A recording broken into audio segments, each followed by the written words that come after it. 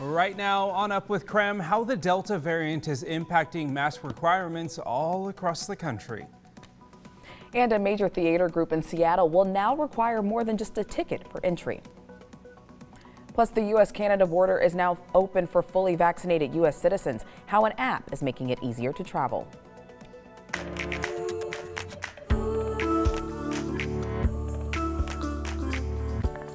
Up with KREM begins now. Well, if only the cooler weather could stay. The National Weather Service saying, though, Spokane is expected to receive an excessive heat watch, or one is being issued at least for the upcoming weekend here in the inland Northwest. Temperatures are expected to be in the upper 90s and even above close to triple digits. My goodness. Not looking forward to that. Let's so just nice enjoy today. Let's live in the moment. Well, good morning, everyone, and thank you so much for joining us on Up with KREM. I'm Channing Curtis. Yeah, glad to have you here with us. I'm Tim Pham. Meteorologist Jeremy Lagoud joining us now in the Weather Center. He is, he's just the messenger. Yes. Yeah. We're not blaming you. We're not blaming you. Okay. Okay. Well, sometimes, I'm not saying it's everybody, and I'm not calling out anyone specifically.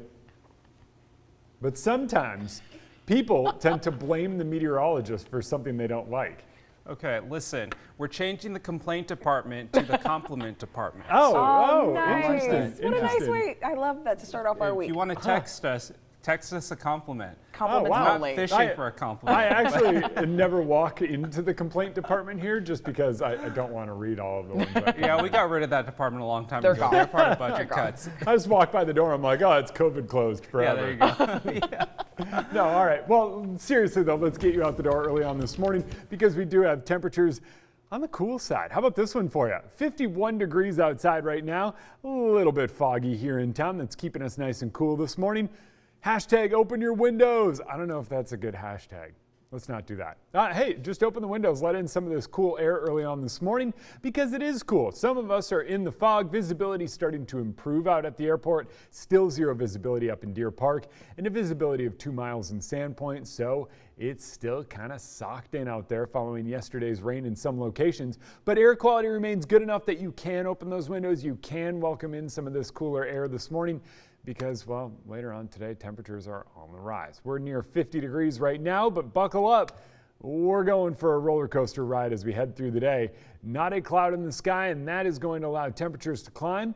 80 degrees with blue sky and sunshine. Oh, my goodness. Okay, you can blame me for this today. Just don't blame me for this.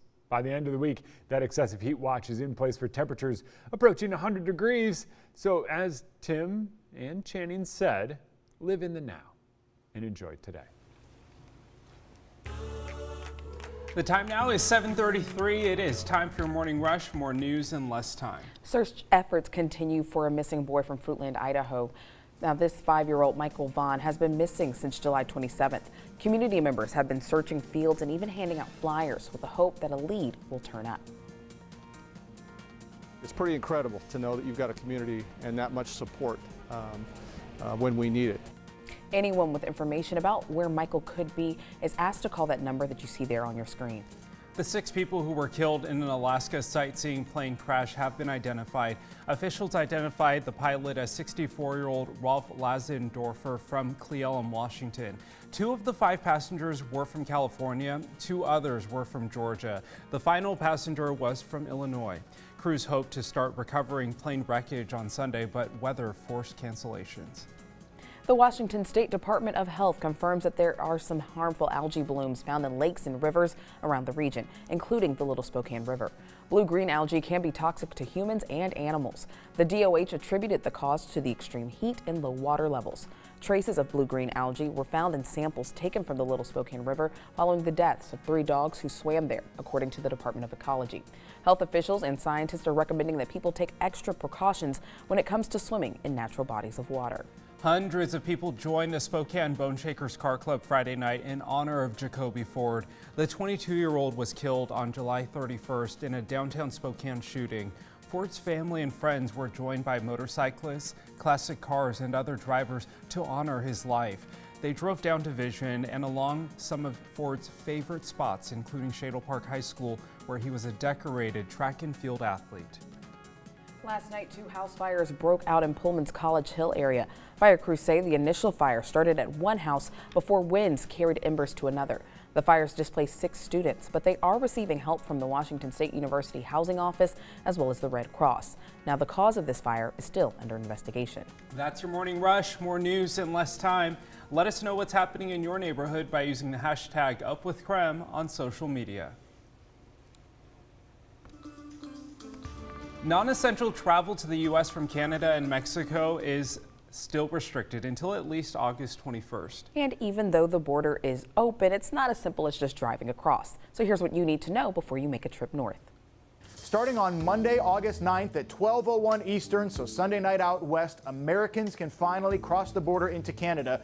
But there's a catch, a handful actually. 1, you have to be fully vaccinated 14 days before crossing the border. 2, you can't go if you have any COVID-19 symptoms. 3, you have to bring your vaccine card or a picture of it and submit it ahead of time through the ArriveCAN app or online through ArriveCAN. 4, you need a negative COVID test result taken within 72 hours of crossing the border. Even with that, some people will be randomly tested upon entry. 5, you don't need to quarantine once you get there, but you must submit a quarantine plan and be prepared to isolate if the Border Patrol orders you to do so. If they do and you don't, you'll be fined $5,000 every day you're there. 6, you still need a valid passport or an enhanced driver's license, same as pre-pandemic. And what about the kids? Well, 12 and up, they need to be fully vaccinated. 11 and under, they can go with you, but they'll have to take a coronavirus test on the 1st and 8th day after crossing the border. Last thing, don't try to beat the system. The Canadian government says that anyone who submits false information about their vaccination status could be fined $750,000 or sentenced to 6 months in prison. I'm Steve Bunin.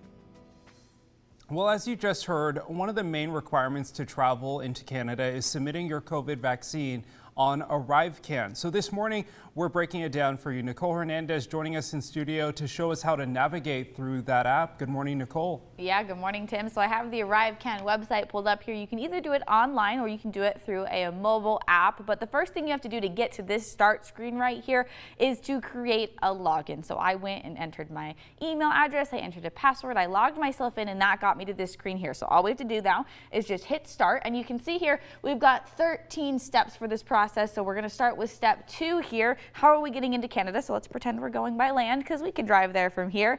And then we pick what port we want to go through. And from here, if you scroll down, going up north, we'll probably hit that Nelway port. Then you can choose the day that you want to go. Say we're going to go the 11th, that time, that works. Hit next. Then you're going to get to this point where it's asking you why you're traveling. You're going to probably at this point say no to any of these right here, and that's where you now have this second option, discretionary optional travel by fully vaccinated U.S. citizen. You can now choose that option. That basically just means travel for leisure, travel for fun. So you can choose that option there, then hit next, and this is where you start adding your personal information. So I obviously won't do that now, but it will ask you for your passport or your enhanced driver's license card number, all of that. You enter all that information, hit next, and that is where you enter all of your vaccine information. So you're going to want to have on hand before you start filling out all of this information your vaccine card, because they're going to ask you for a picture of the front and the back of that. And you're also going to want to know exactly what date you got your first and your second vaccine and which vaccination you got. So it's very important. And then once you get that done, it'll continue. Of course, we still have a few more steps left here, about 7 steps left after that, 6 steps, I guess, if I do the math correctly. So you're going to finish filling all of that out, but even though you've filled all this out, you've given them all this information, you still have to bring all of this to the border when you cross the border. So make sure you still have that passport or that enhanced driver's license, and you still bring that proof of vaccination with you physically when you get to the border. So it's a pretty easy process, but I'll send things back to you guys. All right, thanks, Nicole. Now coming up, heavy flooding in Nebraska leads to an uplifting mission. And we've got a dense fog advisory in place. We've been talking about the fog all morning long now, and that fog is sticking around. Tim just told me some of the airport is having delays on some of the flights this morning. Visibility now starting to improve there. We just talked about this momentarily. It was down at about 1/10 of a mile. Now it's up to about 1/2 of a mile. We're starting to see signs that things are warming up, and as those temperatures climb, we get farther away from the dew point, and that should help dissipate some of this fog. and that's going to happen here in the next hour or so.